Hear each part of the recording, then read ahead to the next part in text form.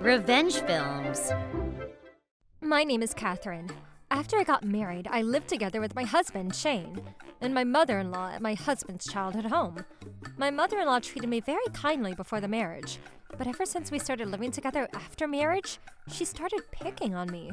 When I was single, I worked at a company and I was very busy at work, but after getting married, I started working from home. After discussing it with my husband, we ended up deciding that I work from home and do the chores at home without straining myself.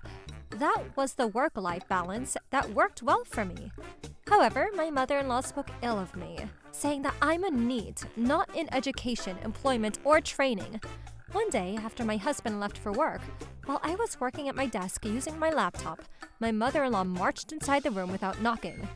"You're playing games again using the laptop?" "Mother-in-law, I'm not playing games, I'm working."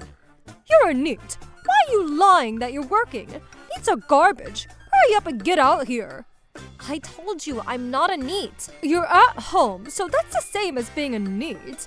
Why don't you clean the house and stop talking back to me? You are being very cheeky." It was an everyday occurrence of my mother-in-law speaking ill of me, so I got used to putting up with it. When my husband is around, my mother-in-law acts all kind. So my husband didn't know the bullying was happening, but I felt very worried about what might happen to me if this kept happening. This is why I decided to talk to my mother about it. "Shane, there's something I need to talk to you about with your mother." About Mom? Did something happen? Even if I consulted with my husband about her mother bullying me, he didn't even get convinced right away. What are you saying? My mother? She's always kind. It's true. She keeps on saying that I'm a NEET and that I'm a garbage wife. Really? If that's true, it's quite a shock for me. In the meantime, I'll caution her more than before. Yes, please. That would help a lot. My husband is always gentle and calm, but whenever I need help, I can count on him. So I was expecting him to solve a problem.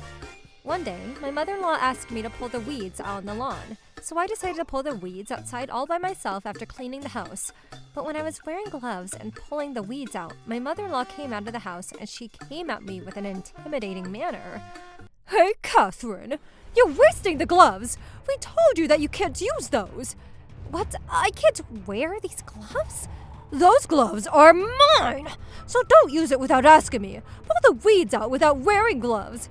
Even though it was my mother-in-law's request, I don't want to pull the weeds out without wearing any gloves. So at first I refused to do so. However, she was very adamant that I not wear any gloves. So I decided to obey her and pull the weeds out with my bare hands. After a while of pulling the weeds with bare hands, I felt a very strong pang of pain. Ouch! What is this? What's happening? I then found out that a weed killer was applied to the lawn. Then my husband became red and inflamed. The reason why I found out about the weed killer was applied to the lawn was because it smelled of chemicals. Thinking that it was surely my mother-in-law's doing, I felt a strong resentment towards her. My mother-in-law commanded me to take the gloves off, knowing that my hands will get red and inflamed if I do so. Of course I couldn't keep my mouth shut after such an evil act was done. So I showed my reddened hands with blood to my mother-in-law and complained to her, "Mother-in-law, how could you spread weed killers on the lawn and make me pull out the weeds without gloves on? Look at my hands. They're red and inflamed because of you." Then instead of apologizing to me, my mother-in-law lost her temper and started shouting, "This is my house, so I could do whatever I want, including using weed killers. More importantly, don't come close to me with those dirty hands. It's very disgusting. You're unbelievable. You're too cruel. Whose fault do you think it is that this happened to me? Don't show me your dirty hands. I won't let you in the house today, so pull the weeds in the lawn for the rest of the day." After saying that, my mother-in-law went inside the house and locked all the doors of the house. Both my phone and wallet are inside the house, so there was no way for me to ask for help from my husband. So I ended up waiting on the front doorsteps until night came. My clothes became dirtier because of the blood oozing out of my hands. It was a very painful experience and tears started running down my cheeks. After waiting for 5 hours with my red and inflamed hands, my husband finally came home from work. While I was in tears explaining the situation to my husband, my mother-in-law, who locked herself in the house, came out. Oh, Shane, welcome home. Catherine, what happened? You should have rang the intercom and let me know that you already arrived. What? More importantly, what happened to those hands of yours? Those need to be cared for immediately. I can't forgive my mother-in-law for pretending like a kind mother in front of his son. That night, my husband, who finally understood the situation, he sat me down and told me a suggestion. It's dangerous for you to continue living with my mother, so I'm thinking that we should get out of here. I agree with you. I think that's a good idea. And I've been thinking about this. How about we build a house? A house? My husband Shane suggested that we build a house first before moving out of the house we were living in at the time. Of course, I agreed to that plan. However, we told Shane's mother about the plan. We had no idea she'll do until the house is completed, so Shane and I decided to keep the new house a secret. Then, while we were preparing to move out of the house, I decided to work outside the house using cafes and co-working spaces. While I was at home, I had no choice but to endure my mother-in-law's bullying. The way she treated me was so harsh, like always, but I was saved by the thought of my husband being by my side.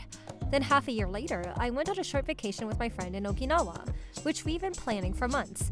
Then, while I was on the vacation, I received a call from my mother-in-law. So I answered the call, and to my surprise, she uttered something preposterous. Even if you come home from your petty vacation, you have no place to go home now. What? Oh, wait a minute. What happened all of a sudden? I noticed that Shane has been acting very weirdly lately. You said something unnecessary, didn't you?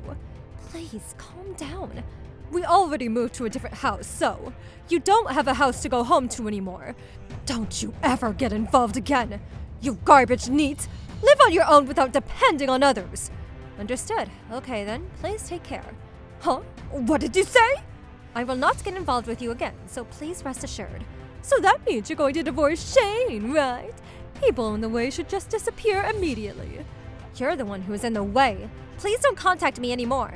Even after I hung up the call, my mother-in-law kept calling me, but I ignored all her calls. I found out later, but my mother-in-law already moved out of the house and said to my husband, "Your wife already left, so let's live together in a new condominium."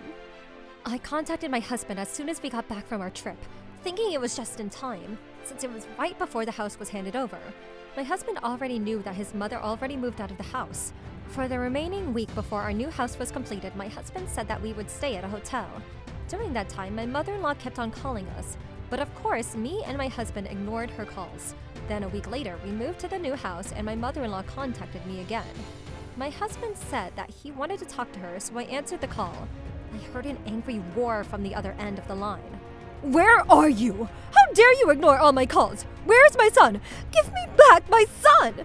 Shocked by the loud roar and the content of what she said, I stood there frozen. Then my husband took the phone from my hand. You told her not to get involved again with you, right? So why did you contact her?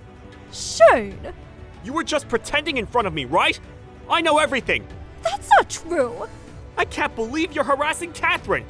You might be my mother, but I won't forgive you for how you treated her. Catherine and I will live together in our new home, so good luck on your own.